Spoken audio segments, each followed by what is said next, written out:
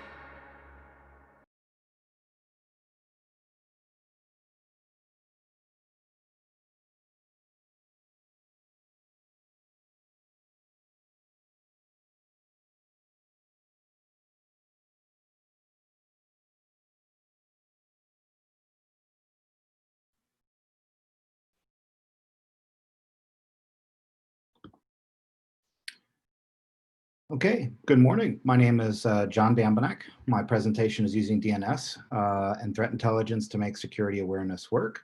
As was mentioned, I don't speak Portuguese, so I apologize for that. But as we go through, if you're on the Zoom meeting, feel free to ask questions. I can work them in during the presentation. There'll be time for questions at the end, so don't be shy if I say something that doesn't make sense to you, and I can try to correct as I go along.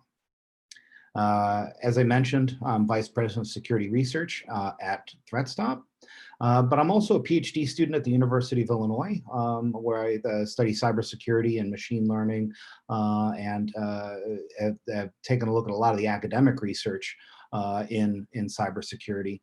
I also produce a lot of open source threat intelligence feeds as a commercial offering now.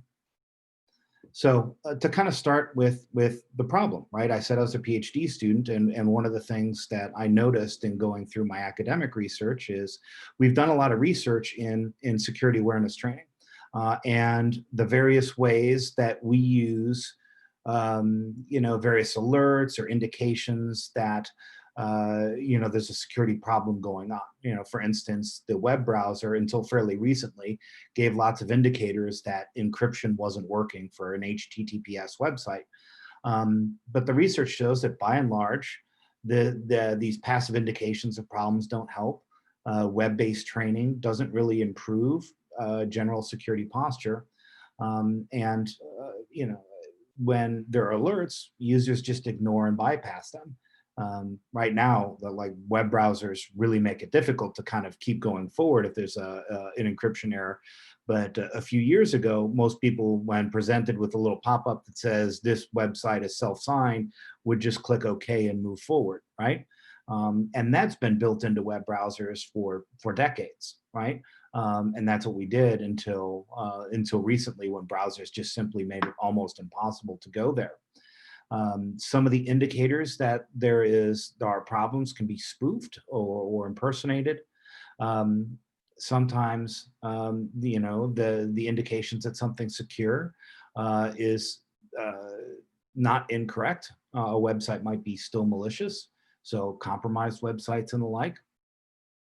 But really, the focus of this talk is security training, right? Is, going through annual security awareness training, or having somebody come in and put everybody in a room and talk, doesn't really seem to be effective. It doesn't make organizations more secure. And the easiest way to compromise any organization is just compromise the end users. And there's a wide variety of ways to do that. But what the research did show, if there was real-time feedback, and what that means is at the time a user made a mistake, the awareness doesn't stick with them, right? They're liable to make the same mistakes again. So for instance, if somebody in email clicks on a phishing link and gets a pop-up that says, by the way, you clicked on a phishing link, here's why you shouldn't have done that, people then put the connection in their mind to say, hey, I shouldn't do this because, that's could compromise my organization's security. And one of the things I like pointing out is that of all the things that we've tried in over 20 years, it was ransomware that really became the best security awareness training. Certainly the kind of ransomware we saw between 2013 and 2018. You clicked on an email, some attachment or what have you, then your entire laptop got encrypted. People were likely not to make that mistake twice. I know in my experience working in technology, right, people would ask me problems about printers and just general problems. They say, oh, you work in computers, you can go help me with some problem I'm having with Netflix. The only security threat that people have brought to me by name and heard about and were worried about was ransomware, right? And non-tech savvy users, where they're like, oh, hey, we can't have ransomware. The other things they were generally unaware of. So ransomware became the world's best security awareness training, despite it being criminals. That no one was, or very few people were victims of that twice. So I do like having some iteration of this graph in almost every talk that I have. This is the statistics page from VirusTotal, showing the number of samples of malicious files submitted to their engine every day, right? The orange line is about 400,000 files yesterday were detected by one engine or more. The scary version is what's detected between the orange and green line. That's the number of malicious files that aren't detected by anything, right? And we're talking about a large scale of the problem that we need to get ahead of, right? And one of the problems in the security industry generally is we like producing very large appliances and tools and offerings to say, oh, we'll protect you from phishing.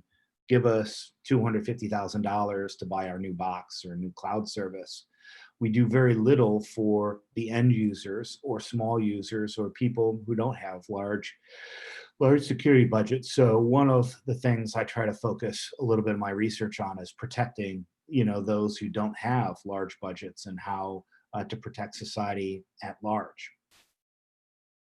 The good news is, despite all those numbers on the previous slide, we know a lot about the threat, right? There's lots of open source feeds out there and lots of data. We'll talk about some of them. We know a lot about malicious IPs. Most of those families of malware, of that 400,000, are from maybe 1,000 or so families. So it's a much more manageable number, and there are people who are tracking those threats, so that as the adversary changes, they're disseminating all of that.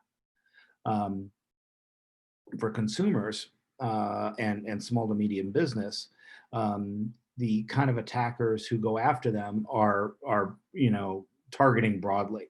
They'll spam people in a large part of a country, for instance, and people see that very quickly and report on that and share that information. For targeted attacks and nation state, that's a little different because if you're the only person who sees an attack, then obviously there's not a lot of visibility there, right? The more targeted something is, the harder it is to be in the open source reporting. But there's lots of resources out there. There's the anti-phishing work group that has tons of phishing and other indicators. There's Fish Tank, which is a free service by Cisco. There's Alien Vault, the open threat exchange. There's lots of open datas out there. And consumers and small businesses are not really protected by this information. Maybe they buy antivirus, maybe they don't. But, you have a couple of tools like Quad 9s or OpenDNS, or the free version of OpenDNS anyway, where people can use some of that intelligence to protect them, at least at the DNS layer, which we're going to talk about here in this talk. So how DNS works, briefly. It is the underpinning of how the internet works. The internet and computers only understand ones and zeros, and IP addresses, even then, are abstractions to human readable numbers. They're really 32 digits of ones and zeros that tell computers how to find other places on the internet. DNS is what makes it human accessible, right? Is nobody really remembers the IP address for almost every website they go to. So there's an iterative hierarchical query that goes on. I want to go find somewebserver.com. So I go to the root servers. Hey, where is the name servers for .com? I go here. Okay, where are the name servers for somewebserver.com? Here's the authoritative DNS server for webserver.com, and that response. All right, so it goes through this sequence. There may be caching involved, so it doesn't go through this all of the time, right? But this device in here is enormously powerful. Whatever people are using to find, to turn names into numbers and numbers into names, has a lot of visibility of what's going on in an organization, right? There's a lot of privacy considerations. We'll talk about that. But I could use this device that everybody uses to start filtering things. Hey, I know somewebserver.com is phishing. Just don't resolve it. And this is built into how DNS works. And in a sense, it was taken from criminals. Criminals would take over recursive DNS servers so that when you went to a bank, you went to some phishing website instead. Well, we got together and figured out, hey, why don't we turn this into a firewall of sorts to block malicious names and IP addresses? And it's remarkably effective. And like I said, it's built into the protocol as it exists today. But a lot of people ignore this because they may run Microsoft Active Directory. Active Directory does recursive DNS by default. And they say, okay, well, I've got Active Directory, it just does that and move forward. Despite the fact that, like I said, this is a very important security resource that you can use to protect an organization, and you could use to protect consumers. For consumer internet service providers, ISPs provide a recursive DNS server that can be used to protect their customers as well. But as I said, there are privacy considerations, right? If I see what your DNS queries are, I know quite a lot about you, right? So if I see the resolver, or I control the resolver, I can see all of this. So it could be where you shop and buy things. It could be where you work, what doctor you go to, what mail accounts you have, whether you use Gmail or Office 365, maybe where you're going on a holiday. I mean, think of your web browsing activities and how much that would indicate about to you, right? What computer games you like. As a result, that's also very valuable information. So there's lots of companies who try to capture and monetize that data, right? Which is what I talk about in the last bullet down here. Google Chrome in the browser now uses their own DNS servers. Firefox uses Cloudflare, so it doesn't even use the system defaults. The internet service providers may use this. And there's lots of money to be made in profiling user behavior. And certainly in recent years, where we've come to terms with the fact that companies are mining a lot of data about us to sell stuff to us. So certainly there's a lot of privacy considerations to keep in mind about that, right? So there's also some ways that things get around kind of that centralized DNS resolver. called DNS over HTTP or DNS over HTTPS, which is how the browsers do it, right? Google Chrome ignores whatever's setting on the operating system. It uses whatever's set in the browser. It tunnels DNS requests to Google by default. Firefox uses Cloudflare by default. You can change these settings if you know about them. But like I said, you can engage in wholesale user tracking, you know, if you were so inclined. But that's not what we're talking about. We're talking about blocking things here. So DNS response policy zones is the technology I'm talking about. It's built into DNS, both Active Directory and bind, that we will be using bind examples here. But basically it's a specialized zone file that says, instead of here's where you go if you want these resources, it's a list of rules saying don't resolve it, block the resolution, or redirect it somewhere else entirely. So instead of going to badsite.com, they get something else, right? And you define that's something else.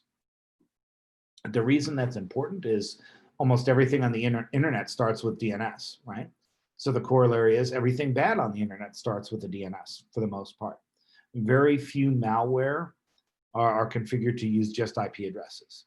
Lots have, you know, a DNS host name configured, right? And they may use a variety of tricks, but in the end of the day, it's still using DNS. The interesting thing is IoT, Internet of Things devices, use your local DNS resolver, right? For the most part, I've never encountered an IoT device that hard-coded a specific DNS server.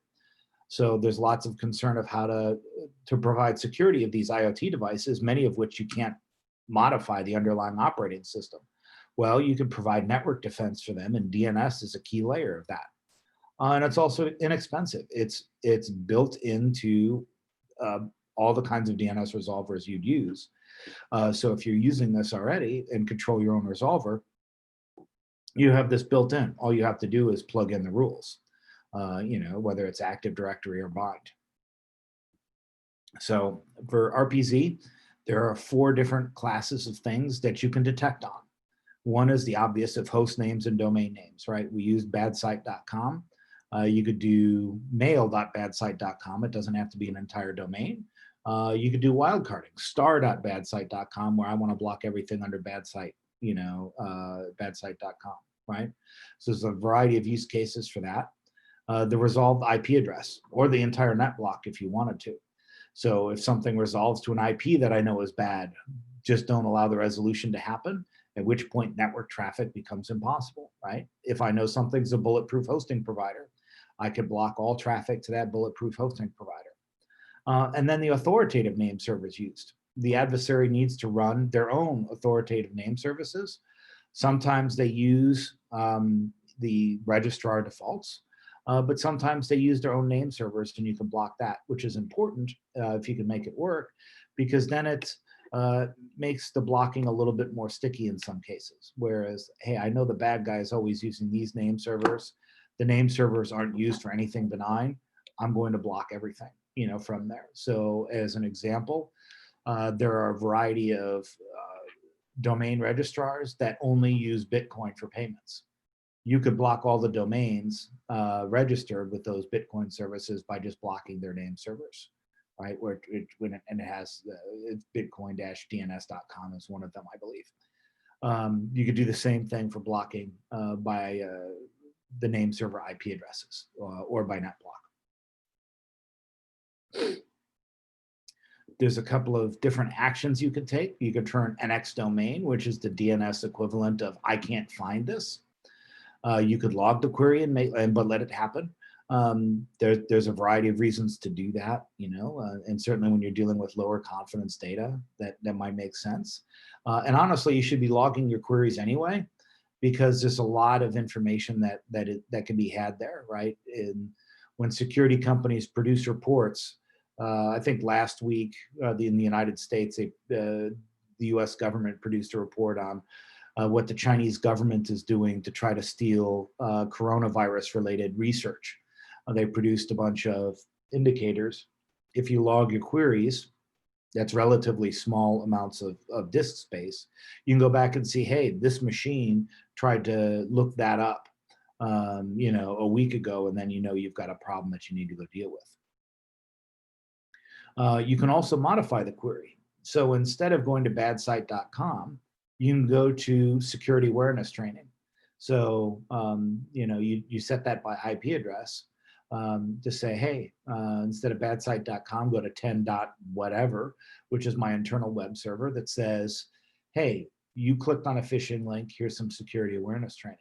Or if you're talking about lower confidence data, you can be like, hey, we're concerned about the reputation of this website. Here's the website you tried to go to.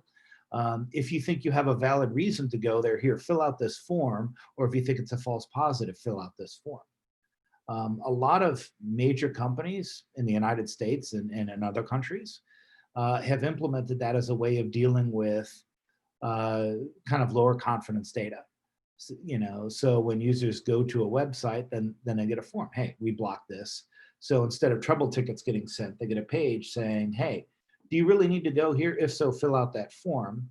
And what they found was, by and large, users don't fill out the form. Is a lot of false positive requests based on this kind of blocking was for convenience web usage and stuff that really didn't matter.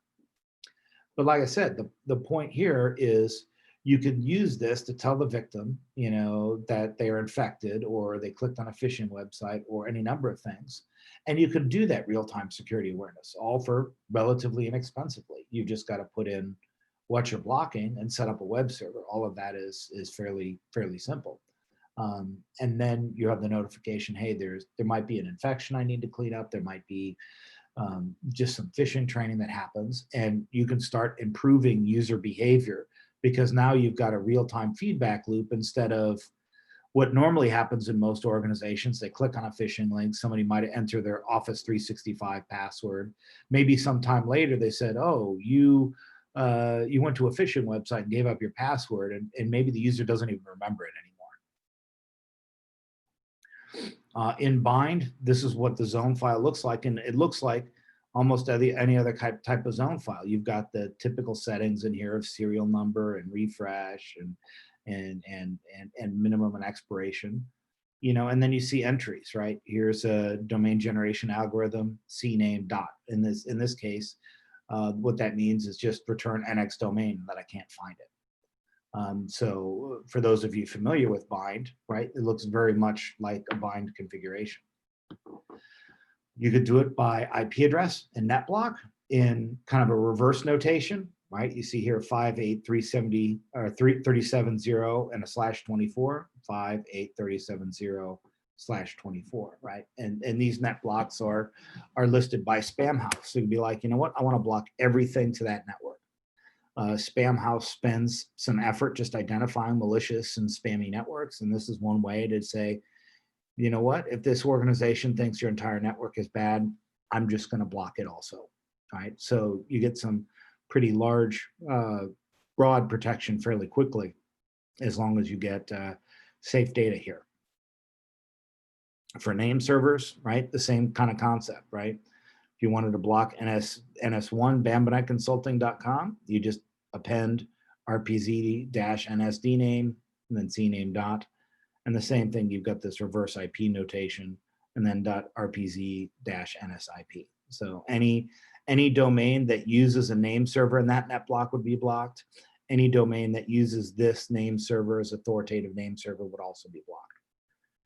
So like I said, criminals have to have some infrastructure to support their operations. Name servers are part of that. And if they set up their own, you can use this to persist blocking as they register new domains, right? You know, it's only as good as the frequency of which the attacker changes name servers. But if you identify them, like I said, you can get to some pretty persistent blocking. I said it's pretty simple to set up, right? Is you've seen the text files. It's really just a for loop kind of thing.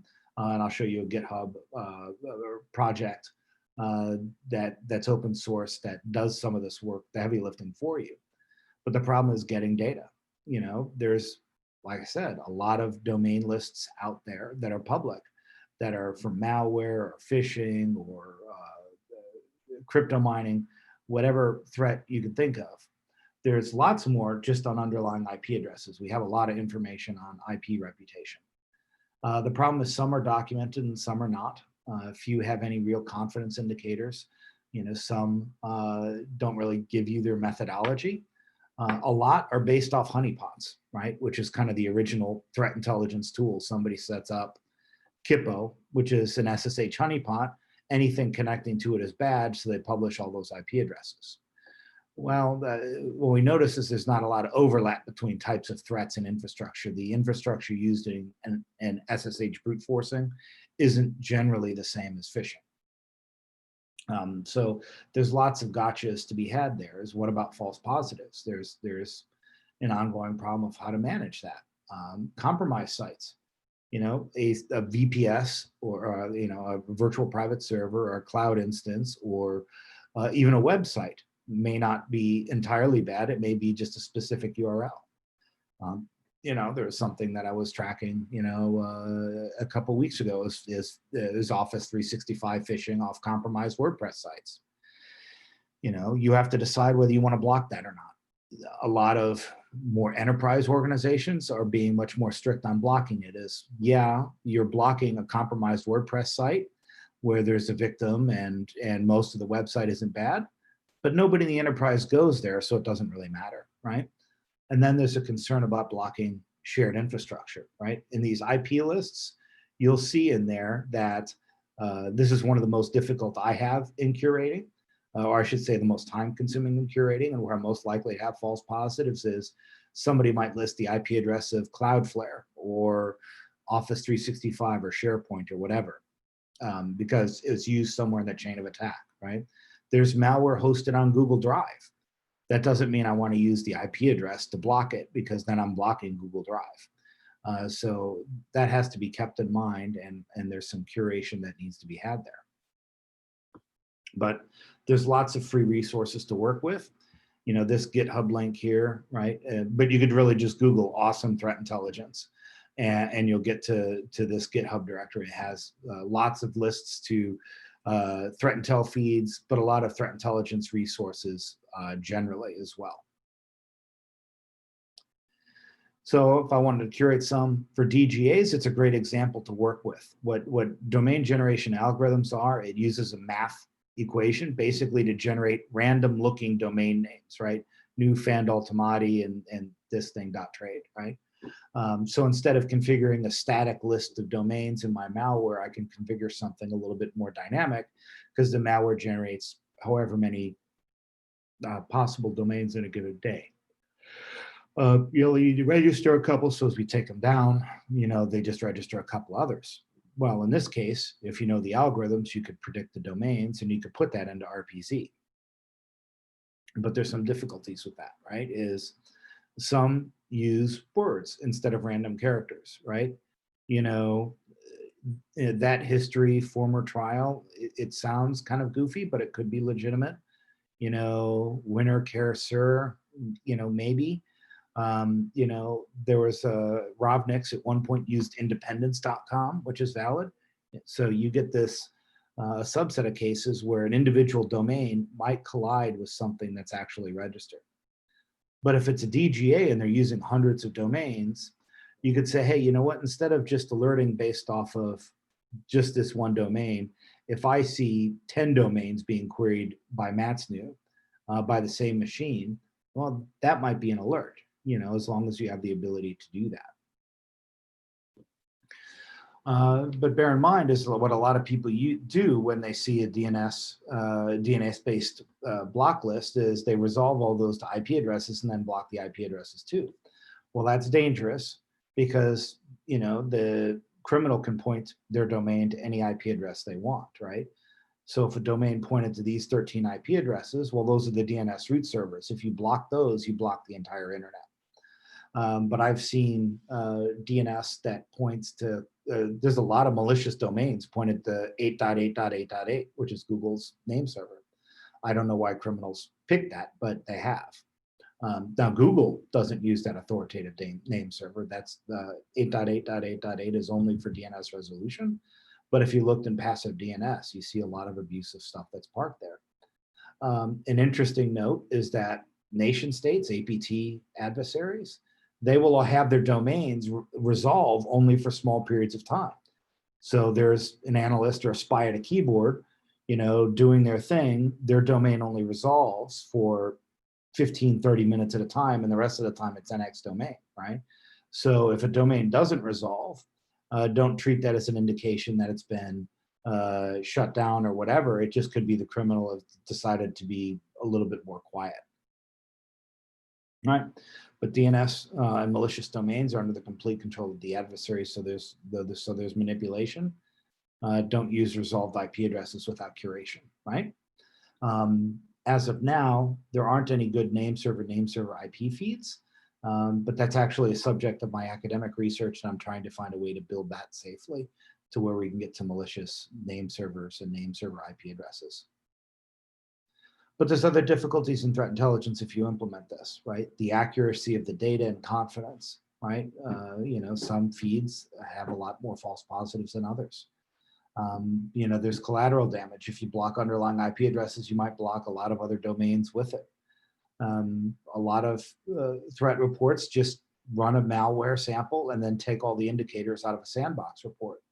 Well, malware might use a Google search to figure out what country the victim is in, or what is my IP address query. There's lots of otherwise benign things that malware might do. Another thing is that phishing websites don't last very long, especially when there's brand impersonation. Microsoft has entire teams of people who are dedicated to knocking Microsoft phishing websites off the internet. Banks, the same thing, right? So the question is when do you age out data? It's like, I'm not using this anymore. It's no longer valid. A DNS resolver can hold about 1 million RPZ records per gigabyte, give or take. And a record includes a wildcard is one record, a net block is one record. So you can do some compression there. But by and large, it's about 1 million records per gigabyte. The more zones you have, the less performing it is. But for a reasonable number of zones, it's okay. So this kind of brings to the question of the old, should I build this on my own, or should I buy somebody who does this for me? If you're an organization or a large company, that really depends, right? There are companies out there who will sell you, RPZ feeds or whatever to put into your resolver, or otherwise, feed in rules to your resolver, and that costs money. Otherwise, you have to have somebody who builds this for you. Then you're paying the cost in a person or another hire, right? There's still a cost, and what makes sense really depends on a given underlying the given organization. So to generate those files, it's, like I said, it takes work, but it's essentially a for loop is, hey, I've got a DGA, I'm just generating an entry per domain, or here's a list of IP addresses, I'm generating an entry per IP address. You could do it by feeds, with each feed being its own zone with its own policy. Like, I get this from APWG, I get this from Bambenek Consulting, I get this from Fish Tank. And the Fish Tank is the ones I redirect to security awareness training. Maybe malware C2s I just do to something else, right? You could put it all in one zone file if you want, which gets to be very cumbersome because then it's not segmented properly for troubleshooting. But to do it yourself, here's a web-based GitHub project, IOC to RPZ, that takes feeds and turns that into RPZ zones for you. Or you could use something open source that's its own DNS stub resolver of piehole.net, which basically takes lists of domains. It doesn't block by IP address, but you can take large lists of domains and put it in there. And that's fairly simple to install also. And for home users, you can install this at home fairly easy and provide a large degree of protection for your family as well for the cost of a Raspberry Pi. So certainly check out those two resources. This would be more what I would lean on if you're trying to develop your own threat intelligence and have an organization that wants to control its security posture. Here's something that, you know, you just kind of check box a couple of feeds and it just does it. And it makes it relatively simple, to the point where, like I said, it's accessible to home users. So the difficulty of blocking name server IP addresses, right, is, you know, if I wanted to create a whitelist of just normal IP addresses, that's hard, right? But do it for name server IP addresses, that's even, you know, even more difficult. But, you know, if there's an IP address that you would block, why would you trust name servers from there either, right? So certainly there's some things you can do. And I said this ASN here, the last time I checked, was kind of a highly abused ASN in terms of some of my data, at least a few months ago. So I could say, hey, you know what, I'm seeing a lot of abuse emanating from this network. I'm going to block authoritative name server requests to that network also, if that makes sense to your security policy. All right. But as I said, sometimes attackers use their own dedicated authoritative NS name servers. Sometimes they use the registrars. You don't want to block the registrars, right? The biggest name servers by the number of domains they serve are GoDaddy and registrars. If you block those, you block large parts of the internet, right? Potentially millions of domains. But here's an example from Matt's new, right? You see profitstring.com, right? That could be legitimate. Girlfight-exit, probably not. You see some overlap on IP addresses, right? There's this Turkey IP address, the 31, you've got this one in 198. But I see these name servers, j-manage and the fancastar.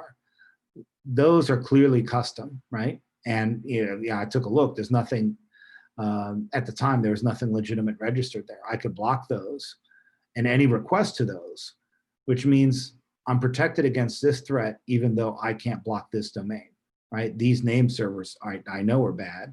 I can't be certain about this, but if they're using this, I can be, and I can block that, right? Or I could block this IP address. You see both point to the same IP address. So what I run at home, right, is that I have a couple of things running on Raspberry Pis. I have a DNS server running bind that uses ThreatSTOP over RPZ. I have a Raspberry Pi hole that blocks a lot of ad tracking and other, not malicious, but just unpleasant web traffic. You know, I'm sure many of you have been frustrated by the amount of advertising and ad tracking that goes on, and it actually slows down your web experience. Running a Pi hole after you tune it a little bit, your web browsing experience is a lot faster because not all the ads and interstitials and nonsense pop up all the time, right? You know, so I provide a good deal of protection just to my house and my family, with just a couple of Raspberry Pis, right? The one Raspberry Pi that's running ThreatSTOP is 1 million entries in RPZ. It could probably go up to 4 million with the Pi 4, but I've not tested that. A Pi hole can actually handle double because it's not running full RPZ. So from here, I can block between these two. I can block 3 million entries, right? So I can get a large amount of protection fairly quickly, right, with just a couple of Raspberry Pis. So with the ThreatSTOP devices, I have the ability to redirect just in the feature that we offer.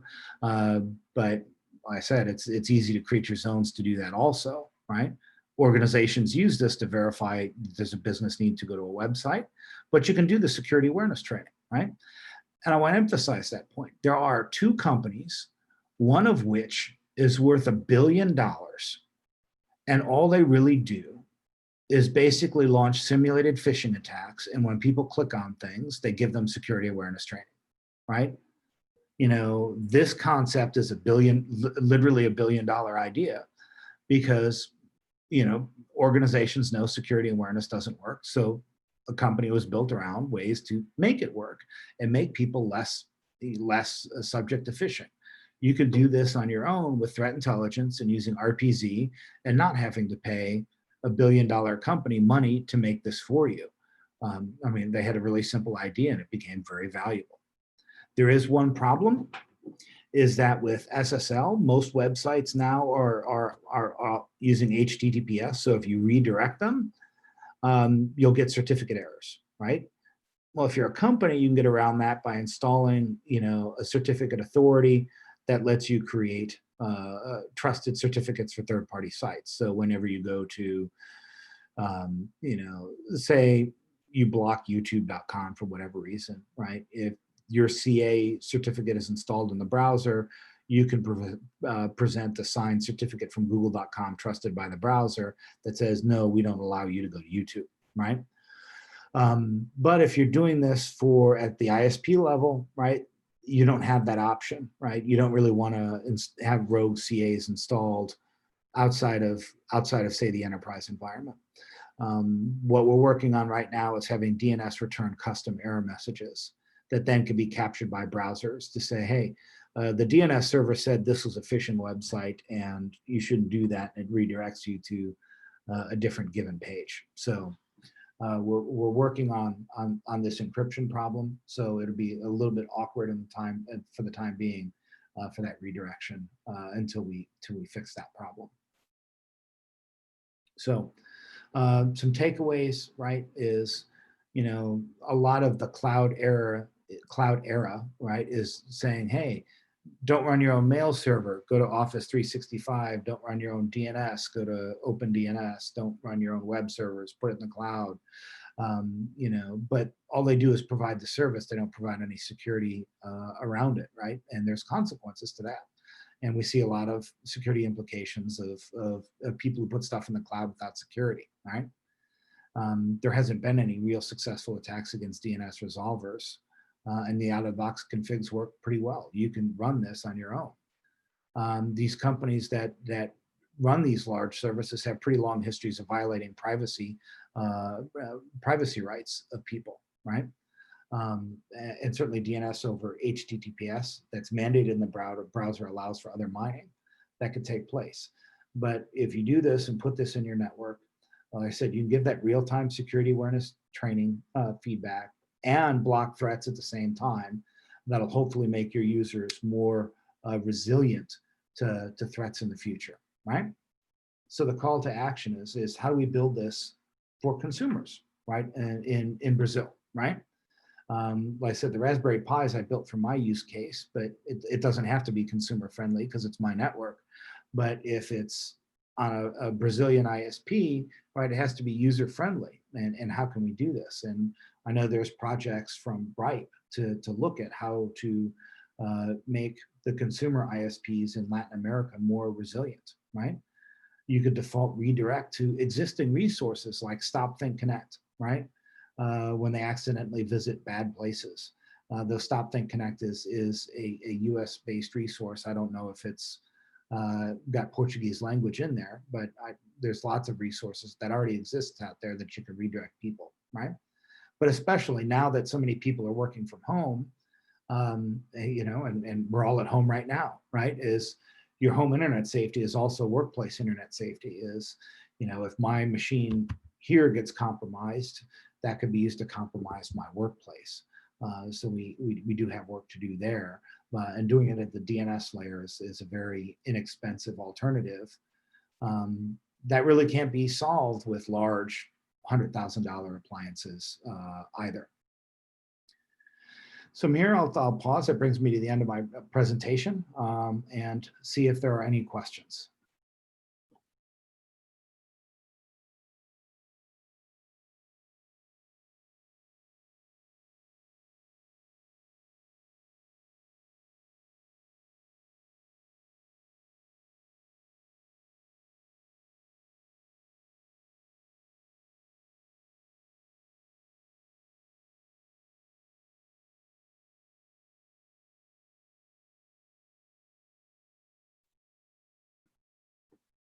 Like I said, I'll give it another minute, but here's also my contact information if you wanted to ask questions at a later day. There's my email address and my Twitter handle as well, but we're certainly still open for questions if you have any.